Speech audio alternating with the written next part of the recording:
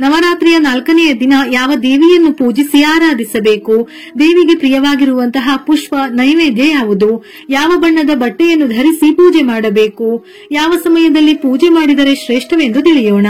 ನಾಳೆ ಸೆಪ್ಟೆಂಬರ್ 25 ಗುರುವಾರ ನವರಾತ್ರಿಯ 4ನೇ ದಿನ. ದುರ್ಗಾದೇವಿಯ ಅವತಾರವಾದ ಮಾತೆ ಕೂಷ್ಮಾಂಡಳನ್ನು ಪೂಜಿಸಲಾಗುತ್ತದೆ. ದೇವಿ ಕೂಷ್ಮಾಂಡಳು ನವದುರ್ಗೆಯರಲ್ಲಿ 4ನೆಯವಳು. ಸದಾ ಮಂದಸ್ಮಿತೆಯಾಗಿರುವ ದುರ್ಗಾದೇವಿಯ 4ನೇ ಅವತಾರವೇ ಕೂಷ್ಮಾಂಡ. ಈಕೆಯ ಆರಾಧನೆಯಿಂದ ಮನದ ಕ್ಲೇಶ ಕಳೆದು ಜ್ಞಾನದ ಬೆಳಕು ಮೂಡುತ್ತದೆ. ಜ್ಞಾನದ ಹೊನಲು ಸಂತಸಕ್ಕೆ ಕಾರಣವಾಗುತ್ತದೆ. ಸಂಸ್ಕೃತದಲ್ಲಿ ಕೂಷ್ಮಾಂಡವೆಂದರೆ ಬೂದುಗುಂಬಳಕಾಯಿ ಎಂದರ್ಥ. ಇದಕ್ಕೆ ಬ್ರಹ್ಮಾಂಡ ಎಂದು ಅರ್ಥವಿದೆ. ಕೂಷ್ಮಾಂಡ ಪದದಲ್ಲಿ ಕು ಎಂದರೆ ಚಿಕ್ಕದು, ಊಷ್ಮ ಎಂದರೆ ಶಕ್ತಿ ಮತ್ತು ಅಂಡ ಎಂದರೆ ಭ್ರೂಣ ಎಂದರ್ಥ. ಇಡೀ ಬ್ರಹ್ಮಾಂಡವೆನ್ನುವ ಚೈತನ್ಯ ಶಕ್ತಿಯನ್ನೇ ತನ್ನ ಒಡಲಿನಲ್ಲಿ ಇಟ್ಟುಕೊಂಡವಳು ಎಂದರ್ಥ. ತಾಯಿ ಕೂಷ್ಮಾಂಡಳು ತನ್ನ ನಗುವಿನಿಂದ ಅಂಧಕಾರವನ್ನು ತೊಡೆದು ಹಾಕುವ ಶಕ್ತಿ ದೇವತೆ. ಪೃಥ್ವಿಗೆ ಅಧಿಪತಿಯಾಗಿರುವ ತಾಯಿ ಕೂಷ್ಮಾಂಡಳು ಸೂರ್ಯನ ಕೇಂದ್ರ ಸ್ಥಾನದಲ್ಲಿ ವಾಸಿಸುತ್ತಾಳೆ. ಸೂರ್ಯನಿಗಿಂತ ತಾಯಿ ಕೂಷ್ಮಾಂಡಳು ಹೆಚ್ಚು ಪ್ರಕಾಶಮಾನವಾಗಿದ್ದು, ಈಕೆಯ ವರದಿಂದಲೇ ಸೂರ್ಯನು ಕಾಯಿಲೆಗಳನ್ನು ವಾಸಿ ಮಾಡುವ ಗುಣವನ್ನು ಹೊಂದಿದ್ದಾನೆ. ದುರ್ಗಾ ಸಪ್ತಶತಿಯ ಪ್ರಕಾರ ಕೂಷ್ಮಾಂಡ ದೇವಿಯೇ ಜಗದ ಸೃಷ್ಟಿಗೆ ಕಾರಣೀಭೂತಳಾಗಿದ್ದಾಳೆ. ಸೌರವ್ಯೂಹದ ಗ್ರಹಗಳ ಚಲನೆಯನ್ನು ನಿಯಂತ್ರಿಸುತ್ತಾಳೆ. ಆಕೆ ಇರುವಲ್ಲಿ ಬೆಳಕು ಹಾಗೂ ಜ್ಞಾನವಿದೆ. ತಾಯಿ ಕೂಷ್ಮಾಂಡಳು ಸಿಂಹದ ಮೇಲೆ ಕುಳಿತಿದ್ದು ತನ್ನ 8 ಕೈಗಳಲ್ಲಿ ಕಮಂಡಲ, ಧನಸ್ಸು, ಬಾಣ, ತಾವರೆ ಹೂವು, ಚಕ್ರ, ಗದೆ ಹಾಗೂ ಜಪಮಾಲೆ ಹಿಡಿದಿದ್ದಾಳೆ. ಇನ್ನೊಂದು ಹಸ್ತವು ಅಭಯ ಮುದ್ರೆಯಲ್ಲಿದ್ದು ಸದಾ ತನ್ನ ಭಕ್ತರನ್ನು ಆಶೀರ್ವದಿಸುತ್ತಾಳೆ. 8 ಭುಜಗಳಿರುವ ಕಾರಣ ಅಷ್ಟಭುಜಾ ದೇವಿ ಎಂದು ಕೂಡ ಕರೆಯಲಾಗುತ್ತದೆ. ವ್ಯಾಘ್ರವಾಹಿನಿಯಾಗಿರುವ ಈಕೆ ಧರ್ಮದ ಪ್ರತೀಕವಾಗಿದ್ದಾಳೆ. ಸೃಷ್ಟಿಯ ಅಸ್ತಿತ್ವವೇ ಇಲ್ಲದಿರುವಾಗ ಎಲ್ಲೆಡೆ ಅಂಧಕಾರವೇ ಪಸರಿಸಿತ್ತು. ಆಗ ಇದೇ ದೇವಿಯು ತನ್ನ ಇಷತ್ ಹಾಸ್ಯದಿಂದ ಬ್ರಹ್ಮಾಂಡವನ್ನು ಸೃಷ್ಟಿಸುತ್ತಾಳೆ. ಆದ್ದರಿಂದ ಇವಳೇ ಸೃಷ್ಟಿಯ ಆದಿಸ್ವರೂಪ ಶಕ್ತಿಯಾಗಿದ್ದಾಳೆ. ಈಕೆಯು ಸೂರ್ಯನ ಸ್ಥಾನದಲ್ಲಿ ನಿಲ್ಲುವ ಕಾರಣದಿಂದಾಗಿ ಭೂಮಿಯ ಮೇಲಿರುವ ಅಂಧಕಾರವನ್ನೆಲ್ಲ ನಿವಾರಣೆ ಮಾಡುತ್ತಾಳೆ. ಕೂಷ್ಮಾಂಡ ದೇವಿಯು ಸೂರ್ಯನಿಗೆ ಅಧಿಪತಿಯಾಗಿರುವ ಕಾರಣ ಕೂಷ್ಮಾಂಡ ದೇವಿಯನ್ನು ಪೂಜಿಸುವುದರಿಂದ ಜಾತಕದಲ್ಲಿ ಸೂರ್ಯನಿಂದಾಗುವ ಕೆಡುಕನ್ನು ನಿವಾರಿಸಬಹುದು. ಉದ್ಯೋಗ ಸಿಗುತ್ತಿಲ್ಲವೆಂದರೆ ಅಥವಾ ಮಾಡುತ್ತಿರುವ ಕೆಲಸದಲ್ಲಿ ಅಡೆತಡೆ ಇದ್ದರೆ, ಗಂಡ ಹೆಂಡತಿ ಜಗಳ, ಹೊಂದಾಣಿಕೆ ಇಲ್ಲವೆಂದರೆ ಪ್ರತಿಯೊಂದು ಕೆಲಸದಲ್ಲೂ ನಿಮಗೆ ಯಶಸ್ಸು ಸಿಗುತ್ತದೆ. ಜಾತಕದಲ್ಲಿ ಸೂರ್ಯನ ಸ್ಥಾನ ಬಲಗೊಂಡು ಉತ್ತಮ ಆರೋಗ್ಯ ವೃದ್ಧಿಯಾಗುತ್ತದೆ. ಜೊತೆಗೆ ಎಲ್ಲಾ ರೀತಿಯ ಸಂಕಷ್ಟಗಳು ನಿವಾರಣೆಯಾಗುವುದು. ಒಂದು ಸಲ ಈ ಬ್ರಹ್ಮಾಂಡ ಸೃಷ್ಟಿಸಿದ ಮೇಲೆ ಕೂಷ್ಮಾಂಡ ದೇವಿಯು ತನ್ನ ಬಲ ನೇತ್ರ, ಎಡನೇತ್ರ ಹಾಗೂ 3ನೇ ನೇತ್ರದಿಂದ 3 ವಿಶೇಷ ದೈವಿ ಶಕ್ತಿಯನ್ನು ಸೃಷ್ಟಿ ಮಾಡುತ್ತಾಳೆ. ಈ ದೈವಿ ಶಕ್ತಿಗಳೇ ಇಡೀ ಜಗತ್ತಿಗೆ ಮೂಲಾಧಾರವಾದ ಮಹಾಕಾಳಿ, ಮಹಾಲಕ್ಷ್ಮಿ ಹಾಗೂ ಮಹಾಸರಸ್ವತಿ.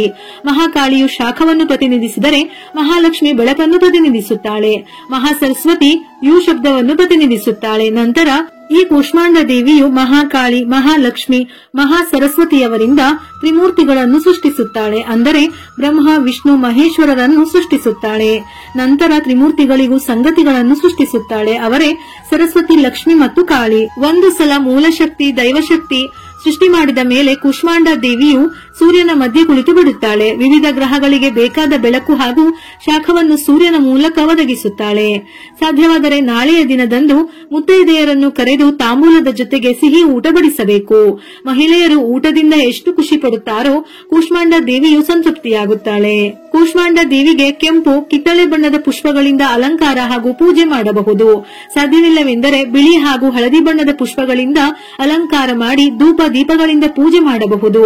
ನವರಾತ್ರಿಯ 4ನೇ ದಿನ ಕೂಷ್ಮಾಂಡ ದೇವಿಯ ಆರಾಧನೆ ಮಾಡಲು ಬೆಳಿಗ್ಗೆ ಬ್ರಹ್ಮ ಮುಹೂರ್ತ, ಬೆಳಗಿನ ಜಾವ 4:26 5:14 ಇಲ್ಲವಾದರೆ ಬೆಳಿಗ್ಗೆ 9:17 11:05 ಈ ಸಮಯದಲ್ಲಿ ಅಮೃತ ಕಾಲವಿದ್ದು ಪೂಜೆಯನ್ನು ಮಾಡಬಹುದು. ಸಾಧ್ಯವಿಲ್ಲವೆಂದಾದರೆ ಬೆಳಿಗ್ಗೆ 11:40 ಮಧ್ಯಾಹ್ನ 12:28 ಒಳಗೆ ಪೂಜೆಯನ್ನು ಮಾಡಬಹುದು.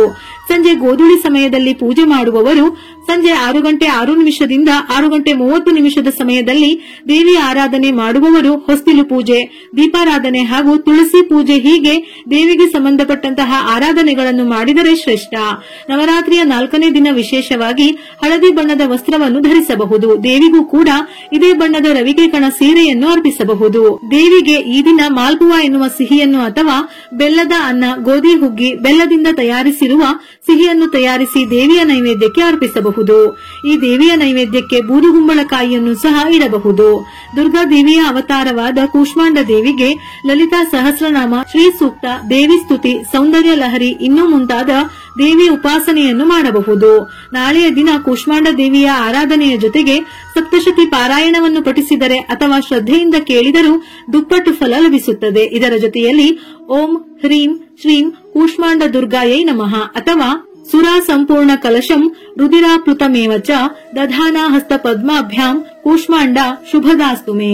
ಈ ಮಂತ್ರವನ್ನು ಸಾಧ್ಯವಾದಷ್ಟು ಬಾರಿ ಪಠಿಸಬೇಕು. ಇಲ್ಲವಾದರೆ 21 ಬಾರಿ ಅಥವಾ 108 ಬಾರಿ ಪಠಿಸಿ ಅರ್ಚನೆ ಅಥವಾ ಜಪವನ್ನಾದರೂ ಮಾಡಬಹುದು. ನಾಳೆಯ ದಿನ ಬೂದು ಕುಂಬಳಕಾಯಿಯನ್ನು ದಾನ ಮಾಡುವುದು ಶ್ರೇಷ್ಠ. ದೇವಿಯ ದೇವಸ್ಥಾನಕ್ಕೆ ಹೋಗಿ ಬೂದು ಕುಂಬಳಕಾಯಿಯನ್ನು ದಾನ ಮಾಡಿ. ಯಾವುದೇ ಕಂಟಕಗಳಿದ್ದರೂ ಅದು ದುರ್ಗೆಯ ಅನುಗ್ರಹದಿಂದ ನಿವಾರಣೆಯಾಗುತ್ತದೆ. ನಾಳೆ ಕುಂಬಳಕಾಯಿಯಿಂದ ದೀಪಾರಾಧನೆ ಮಾಡಿದರೆ ಬಹಳ ಒಳ್ಳೆಯದು. ಸಾಧ್ಯವಿಲ್ಲವೆಂದರೆ ಮಣ್ಣಿನ ಹಣತೆಗೆ ತುಪ್ಪವನ್ನು ಸೇರಿಸಿ ಹತ್ತಿಯ ಬತ್ತಿಯಿಂದ ದೀಪವನ್ನು ದೇವರ ಮನೆಯ ಹೊಸ್ತಿಲಿಗೆ ಹಾಗೂ ತುಳಸಿಯ ಹತ್ತಿರ ಬೆಳಗಬೇಕು. ನಾಳೆ ನವರಾತ್ರಿ 4ನೇ ದಿನ ವಿಶೇಷವಾಗಿ ದೇವರ ಮನೆಯಲ್ಲಿ ಬೆಳಗುವ ದೀಪಕ್ಕೆ ಏಲಕ್ಕಿ ಸೇರಿಸಿ ದೀಪ ಬೆಳಗಬೇಕು.